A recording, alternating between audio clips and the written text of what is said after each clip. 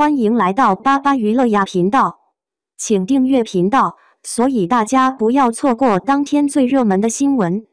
我们今天的时事通讯包括以下内容：杨紫诚忆久别重逢 ，CP 粉考古旧剧，过去属于死神，未来属于你自己。歌德这句老话放到如今这股子考古明星热潮上，细细品味，颇有深意。追星这事花样百出，早些年省吃俭用攒下零花钱，买张偶像的卡带，小心翼翼地贴在墙上。现在呢，直接化身网络侦探，恨不得把人家小学毕业照都扒个精光。前阵子沉香如屑热播，杨紫和程毅这对荧幕搭档也跟着人气飙升。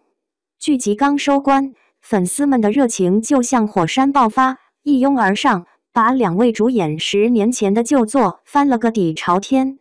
说白了，就是一部仙侠爱情剧，靠着养眼的颜值，加上还算吸引人的情节，俘获了一大批观众。特别是严诞和应渊这对情侣，戏里甜的掉牙，戏外大家自然想了解他们出道之初的样子。于是，那些尘封已久的访谈、青涩剧照，瞬间成了热门话题。也许你会问，这有什么大惊小怪的？剧集走红，演员受益，粉丝们回顾一下他们的演艺之路，不是挺平常的吗？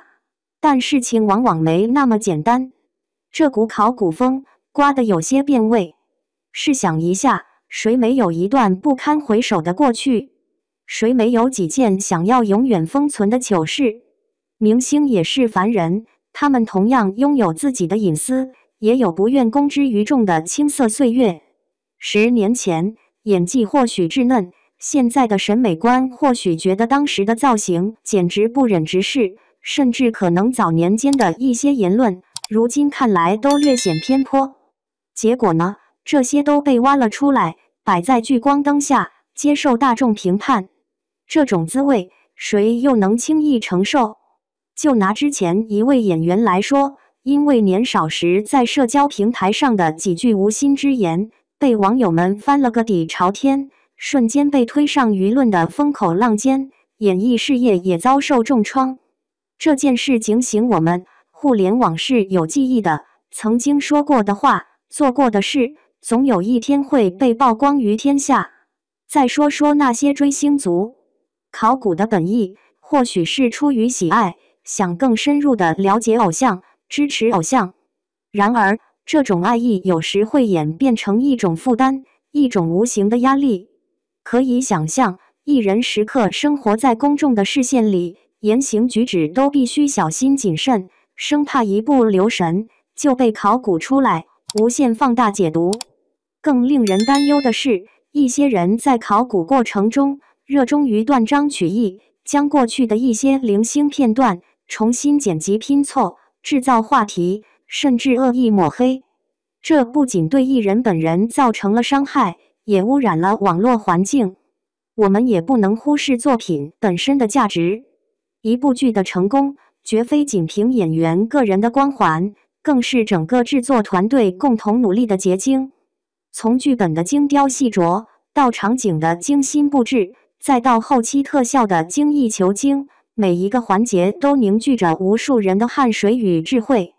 然而，现今不少观众只热衷于探寻明星的八卦秘闻，却忽略了作品本身的艺术价值。这对于那些默默奉献的幕后工作者来说，无疑是一种不公平。那么，我们究竟该如何应对这股考古热潮呢？我认为，追星需要保持理性，适可而止。喜爱一位艺人，可以欣赏他的作品，支持他的事业，但切勿过度干涉他的私生活。更不要为了满足一己私欲，去挖掘他的隐私，制造不必要的纷争。艺人也应当时刻警醒自己，更加注重自身的言行修养。